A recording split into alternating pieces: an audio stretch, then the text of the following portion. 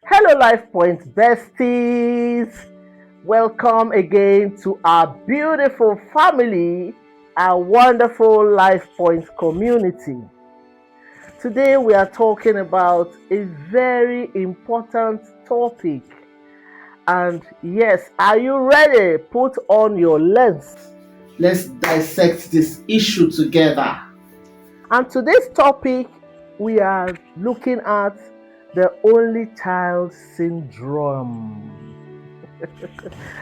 This topic is a very, very important one to call us back into looking at our parenting styles, the psychology behind our parenting styles, and how we can, learn and raise people of value, people with value, how we can instill the right values into our children no matter our inclinations to their positions in our lives. It's very noticeable.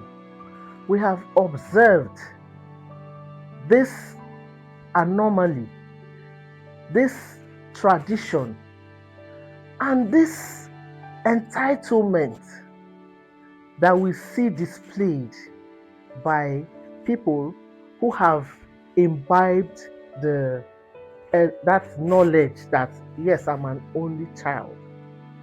The parents in their parenting style have developed monsters instead of responsible men and women.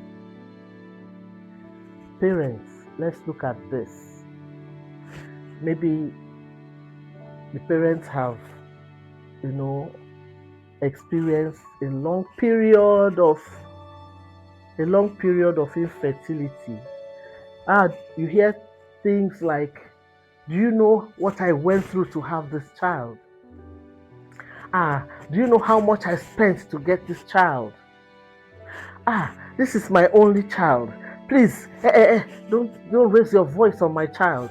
No. My only child must be this. My only child is this. My only child. And as long as the child keeps hearing the parent say, it's my only child, it's all I have, it's all I've got, they become manipulative.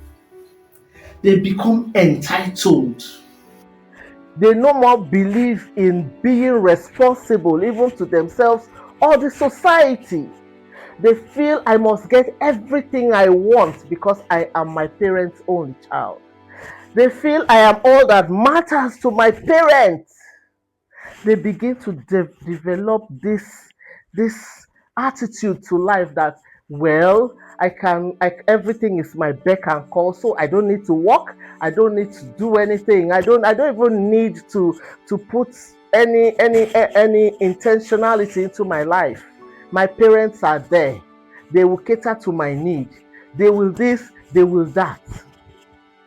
Let's come back home. Let me address us first as Africans. We learn a lot through westernization. Oh, don't beat that child. Oh, don't. And I hear certain philosophies that amaze me. When you spank a child, the stars from their lives fall out. From where to where? By whom? How? Or let me join the Gen Zs to say, as how now? Hey. Now look at it this way. We moved to an area in Lagos at a point. My children, some were in nursery school, they're all graduates now. Glory to God. They were at some point then in nursery or primary school. Then we enrolled them into a school. Please allow me withhold the name of the school. And we noticed, my husband and I noticed that getting these children to do their home fun, as the educators call it, that their assignments, their homework, became a wholesome task. Come and do your homework, this. Come and do your. Every time they become so petty, and you report to the teacher says, Oh, yeah, just give him milk, buy them ice cream, and this and that. My husband said, how? Hey, these children will become spoiled brats. Let them understand the essence of this homework so that parents can work together to achieve the educational objectives of their children. No, and no, we don't beat children here. When you beat them, the stars in their life for greatness fall. No, that's not what our tradition says. Africans, Nigerians, and that's not what works. Many children have become spoiled, irresponsible, let me use the word destroyed, because you don't spank them, because you don't teach them. You are not firm. That's the word. You are not firm. That style of parenting is called the laissez-faire parenting style. Do whatever you like. It's good. It works. We had to remove those children from that school to another school where they always have to face the wrath of the teacher. I'm not saying brutality, but I'm saying firmness, where they know they have to explain why they did not do their homework, and and face certain light punishment like the naughty corner, like come and ride a bike. If you know, you know. These things molded them. We saw changes in them. They started to take responsibility of their lives. When they come back from school, all you hear is, hey, Mom, I want to take my bath. You take your bath, you eat. The next, Mom, I want to write my homework. And we said, yes. So we started to, instill discipline in them, working hand in hand with the teachers. And it started to mold them. And when we moved to another area, we enrolled them into another school that utilizes the US, they combine the UK and US model of UK and US curriculum. And, we saw them becoming better and better every day to give them that versatility. Now, one thing happened one day. My son, who was in SS3 then and felt like a big boy, woke up dressed in the normal school uniform with his blazers and decided to wear a sandal instead of a corporate shoe, black corporate shoe, as is the policy of the school. You know what I did? I just kept quiet because there was a teacher I knew that he would go and encounter in school. While I was preparing to go to my own office, less than 1 hour after he got to school, rather, I heard a knock at the door. I smiled. I went to open the door. Lo and behold, my son was at the doorpost barefooted. And I said, "What happened?" He said, Mrs. The house was not far from the school. He said, "Sees my sandal." I said I should go and dress up properly. I clapped for the teacher, and yes, I congratulated the teacher. Certain disciplinary actions, not necessarily corporate punishment, are very, very necessary. Very necessary. I repeat again, very necessary in building up the child.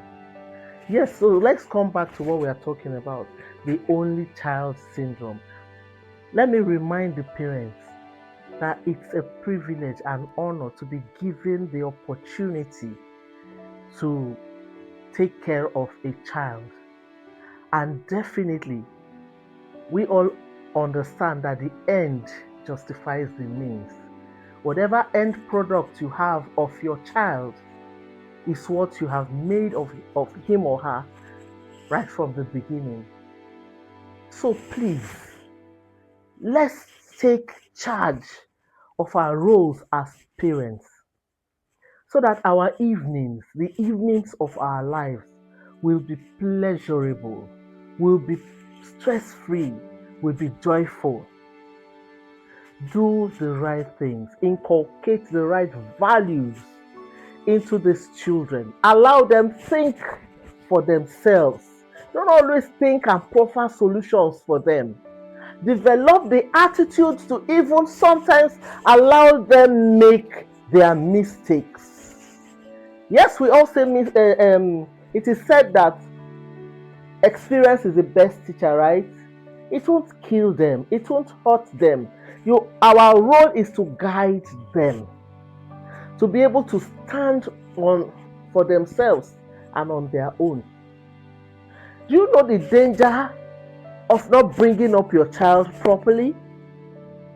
One very important one is that your child, as life goes on, grows and gets married to another person. And while your child is looking for a wife, you are looking for wife material, right? What happens when you give the right material to the wrong tailor? In Nigeria, we say it will dabaru. So you see the effect of not doing or playing out your role properly, because you're just breeding trouble for another person's child.